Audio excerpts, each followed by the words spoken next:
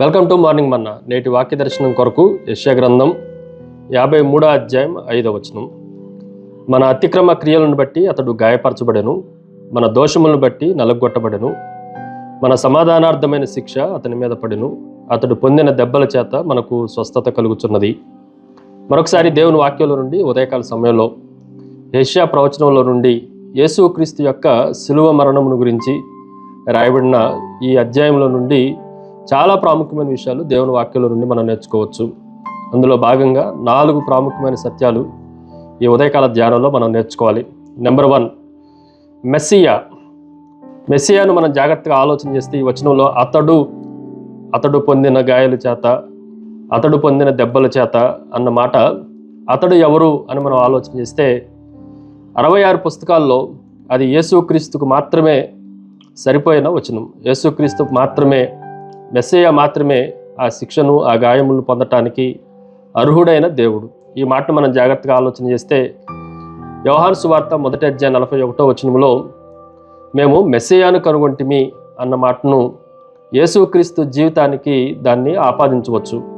రెండో విషయాన్ని మీకు జ్ఞాపకం చేస్తాను. ఇట్ ఈజ్ ఎ మిజరీ, దుఃఖము. ఈ వచనాన్ని మనం జాగ్రత్తగా ఆలోచన చేస్తే గాయపరచబడెను, నలగొట్టబడెను, సమాధానార్థమైన శిక్ష, దెబ్బలు, ఈ 4 మాటలు యేసుక్రీస్తు యొక్క దుఃఖమును గురించి, వేదన గురించి, ఆయన పడుతున్న బాధంతటిని గురించి తెలియజేసే పదాలు. కాబట్టి మిజరీ అన్నది యేసుక్రీస్తు జీవితంలో మన కొరకు ఆయన పొందిన గాయాలను బట్టి మనకు రక్షణ కలుగుతుంది అన్న సత్యాన్ని ఈ ఉదయకాల సమయంలో మనం గ్రహించాలి. మూడో విషయాన్ని మీకు జ్ఞాపకం చేస్తాను.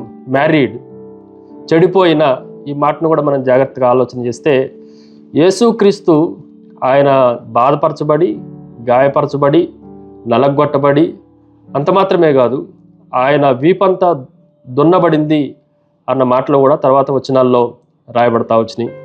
ఒక మాటలో చెప్పాలంటే ఆయన దేహం అంతా చెడిపోయినది, ఆయన దేహం అంతా పాడైపోయినది. ఎవరి కొరకు అనంటే చెడిపోయిన, పాడైపోయిన మన జీవితాల కొరకు ఆయన శరీరం అంతటిని నల్లగొట్టుకున్నాడు. ఆయన మంచి అందము కలిగిన వాడు, కానీ అందమంతా చెడిపోయింది.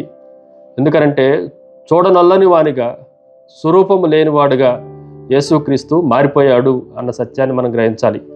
అంత మాత్రమే కాదు, ఆయన మన పాపములన్నిటినీ ఆయన మీద మోసినప్పుడు, ఆయన మీద సమాధానార్థమైన శిక్ష పడినప్పుడు, ఆయన ఆధ్యాత్మికంగా, ఆత్మగా కూడా ఆయన చెడిపోయినట్లుగా, పాడైపోయినట్లుగా, నలగొట్టబడినట్లుగా దేవుని వాక్యంలో నుండి మనం గ్రహించవచ్చు. ఫైనల్లీ చివరిది, ఇట్ ఈజ్ ఏ మెర్సీ, దయ. ఈ మాటను కూడా మనం జాగ్రత్తగా ఆలోచన చేస్తే సమాధానార్థమైన శిక్ష అతని మీద పడెను, మనకు ఆయన గాయముల చేత స్వస్థత కలుగుతున్నది. శిక్ష అంతా ఆయన పొందాడు, మనకు శిక్ష నుండి విడుదల అనుగ్రహించాడు. గాయములు, దెబ్బలన్నీ ఆయన పొందాడు, మనకి స్వస్థతను అనుగ్రహించాడు. ఇది కేవలము యేసుక్రీస్తు యొక్క దయ వలనే కలిగింది అన్న సత్యాన్ని మనం గ్రహించాలి. ప్రార్థన. సకల ఆశీర్వాదములకు కారణభూతుడవు తండ్రి, మరొకసారి నిన్ను స్తుతిస్తున్నాం. మా అతిక్రమములు, పాపములన్నిటిని మీరు భరించి మాకు రక్షణను, స్వస్థతను, నెమ్మదిని కలగజేసినందుకై మిమ్మల్ని స్తుతిస్తూ, ఆరాధిస్తూ యేసుక్రీస్తు శక్తి కలిగిన నామమున అడిగి వేడుకొంచున్నాం తండ్రి. ఆమెన్.